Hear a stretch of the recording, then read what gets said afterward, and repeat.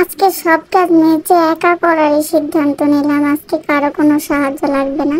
তো এইভাবে আমি আজকে আম্মুকে বলতেছিলাম যে আম্মু একটু চিকেন চাপ বানিয়ে দাও। তো আম্মু বলতেছিল যে যাও তুমি যা বানাও। তা আমি ভাবলাম যে যাই আমি বানাই। তো বানাতে বানাতে সবার একটা লোভ হয়ে গেছে, এখন খালি আমাকে দিয়ে বানাতে চাই। তো যাও বিকালে নাস্তা তুমি বানাও। পরে এখানে আম্মু মুরগি কতগুলো ভিজিয়ে রেখেছিল, এগুলো চিকেন চাপ বানানোর জন্য আলাদা করে আমার জন্য কেটে রেখেছিল। তো আমি চিকেন চাপ বানানোর জন্য এখানে আদা নিয়ে এটা পাটা পোতার মধ্যে এখানে আমি মুরগিটাকে ভালো মতন একটু ছেঁচে নিচ্ছিলাম যাতে মশলাটা ভালো মতন গায়ে লাগে। তো সবগুলো চিকেন এরকম করে চ্যাপটা করা হয়ে গেলে তারপরে আমি এখানে রেখে দিব একটা বলের ভিতরে। তো আমি যেহেতু আজকে বলেছি আম্মুকে যে আজকে আমার কারো কোনো সাহায্য লাগবে না, আজকে সব কাজ আমি নিজে একাই করতে পারবো। তো এর জন্য আমি এখানে সবগুলো মুরগিগুলো সব চ্যাপটা করা হয়ে গেলে ছাঁচা হয়ে গেলে তখন আমি খেয়াল করে দেখলাম যে আদা রসুন বাটা বের করতে হবে। তো ফ্রিজ থেকে ওগুলো বের করে রাখলাম যাতে একটু নর্মাল হয়।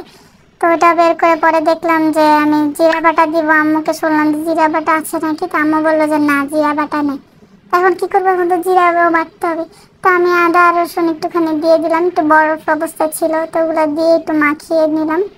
আমার তো ধৈর্য তো কুলাচ্ছিল না, তো আমি এটা দিয়ে ভালো মতন এটা মাখিয়ে তারপরে চলে গেলাম জিরা বাটার জন্য।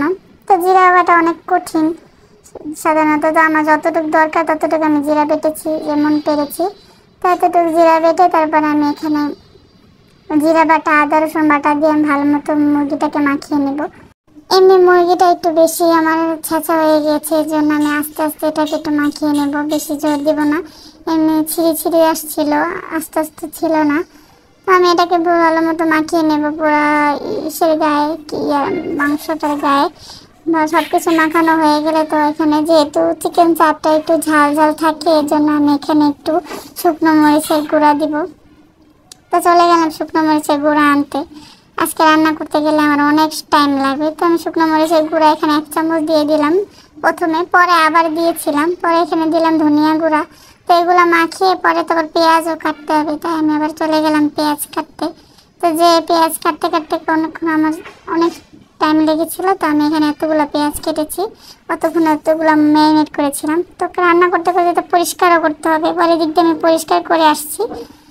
রান্না করতে করতে আমার আবার পরিষ্কার পরিচ্ছন্ন না দেখলে আবার রান্না করতে ভালো লাগে না। তো একদিক দিয়ে আমি সব কিছু কাটাকাটি করেছি আর একদিক দিয়ে পরিষ্কার করে তারপর এসেছি।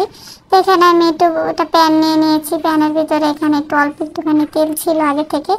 তো আমি এখানে একটু চিকেনটা দিয়ে দিয়েছি আর কেটে রাখা পেঁয়াজগুলো অল্প পরিমাণে দিব, পরে আবার বারে বারে দিব, দিয়ে দিয়ে তেলটা দিয়ে শুধু শুধু ভাজতে হবে।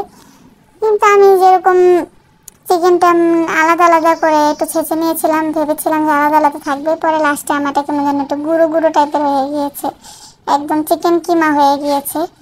তো এখানে আমি একটু ঢেকে দিয়েছিলাম পেঁয়াজটা দিয়ে একটু তেল দিয়ে। তো তারপরে তো ঢাকনা খুলে আমি এখানে একটু সস দিয়ে দিয়েছি। তো আমি আজকে চাপটা করব, চাপটা মানে মূলত শুধু তেলের মধ্যে ভাজবো আজকে। তো আমার চাপ আর হলো কই, কি চিকেন কিমা হয়ে গেল, যাই হোক খাওয়ার যোগ্যই হলো। তো এখানে আমি বারবার তেলের মধ্যে দিয়ে দিয়ে ভাজতেছিলাম, পরে আর একটু শুকনো মরিচ দিয়েছিলাম ঝাল হওয়ার জন্য, লাস্ট টাইম একটু কাঁচামরিচ আর পেঁয়াজ দিয়ে দিয়েছিলাম। তো এখানে রুটি বানাতে দিয়ে দেখি একটুখানি ফুটো হয়ে গেছে, পরে ওটাকে আবার একটু জোড়া লাগিয়ে তারপরে আমি একটা বাটি দিয়ে একটু কেটে রুটিটা গোল করে নিলাম। দেখুন আমি কত সুন্দর গোল রুটি বানাতে পারি। আপনারাও যদি গোল রুটি বানাতে না পারেন তাহলে এরকম বড় একটা বাটি দিয়ে গোল করে কেটে নেবেন, তাহলে গোল হয়ে যাবে, এত প্যারা নাই চিল। পরে এখানে আমি সামনে যে একটা চামচ পেয়েছিলাম ভাতের চামচ, ওটা দিয়ে আমি নাড়াচাড়া শুরু করে দিয়েছিলাম। তো আমার খেয়ালই নেই যে আমি কোন চামচ দিয়ে নাড়াচাড়া করতেছি।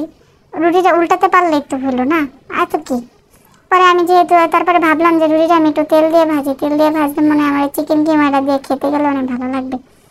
পরে ভাজতে ভাজতে যখন দেখলাম যে এই পিঠার ওই পিঠ একটু হালকা হালকা হয়ে গিয়েছে, তারপর আমি একটু তেল দিয়ে দিলাম। তারপর তেল দিয়ে হালকা একটু তেল দিয়ে ভাজবো এখানে। তা আমি যেগুলো খেয়েছিলাম ওগুলো একটু তেল দিয়ে ভেজেছিলাম, তো আর সবাই নাকি তেল দিয়ে খাবে না। তো এখন আমার রুটিটা ভাজা হয়ে গিয়েছে, তো আমার সব কিছু ভাজাভাজি করে আমার ওদিক দিয়ে চিকেন কিমাটা মানে চাপ যেটা বানাইছি ওটাই হয়ে গিয়েছে। তো আমি যত যাই করি লাস্টের বাড়াবাড়ি কাজ সার্ভ করার কাজটা আমি আমার আম্মুকে দিয়ে করাই। তো আম্মুকে বললাম যে আমার সব কাজ শেষ, এবার তুমি সবাইকে বেড়ে দাও। পরে আম্মু আমাকে আমারটা বেড়ে দিল, তারপরে আমি আমারটা নিয়ে একটু ফ্যানের নিচে আসলাম খাওয়ার জন্য। অনেক কষ্ট করেছি, যে গরম পড়ছে আমি তো ঘামিয়ে অর্ধেক শেষ। যা খাবো তার অর্ধেক ক্যালোরি আমার শরীর থেকে বের হয়ে গেছে। পরে ওইটা খেয়ে খেয়ে দেখতেছিলাম যে কেমন হয়েছে, সবকিছু ঠিকঠাকই ছিল। তারপর আম্মুকে বললাম যে তোমার তো মানতেই হবে যে আমি আজকে একদম পুরো পাক্কা রাঁধুনি হয়ে গেছি। যতই যাই হোক, যে বানাতে গেছি চাপ হয়ে গেছে ঝুড়ির মতো ব্যাপার না, তাও খাইতে পারলেই তো হলো, খাওয়ার মতো যোগ্য হলেই হলো। একা হাতে তো সব সামলাইছি, তাই না? আপনারা নিজেদের কাজ নিজেরাই করবেন, আরেকজন দিতে করাবেন না।